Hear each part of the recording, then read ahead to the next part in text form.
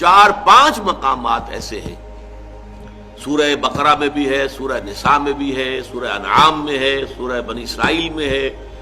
کہ والدین کا حق اللہ کے حق کے فوراً بعد وَقَضَىٰ رَبُّكَ أَلَّا تَعْبُدُوا إِلَّا إِيَّاهُ وَبِالْوَالِدَيْنِ إِحْسَانًا، اور تیرے رب نے فیصلہ کر دیا ہے کہ تم نہیں بندگی کرو گے، پرستش کرو گے کسی کی سوائے اللہ کے، اور والدین کے ساتھ نیک سلوک، یعنی اللہ کے ذکر کے فوراً ساتھ جڑا ہوا۔ جیسے یہاں ہے انشکر لی ولوالدیک، شکر کرو میرا۔ دیکھیے اللہ کو اپنا حق جتانے میں کوئی حیا نہیں ہے، کوئی شرم نہیں ہے۔ اللہ نے اپنا حق کرو میرا شکر۔ انشکر لی، کریٹر میں ہوں، تمہاری ماں کے دل میں ممتا میں نے ڈالی ہے،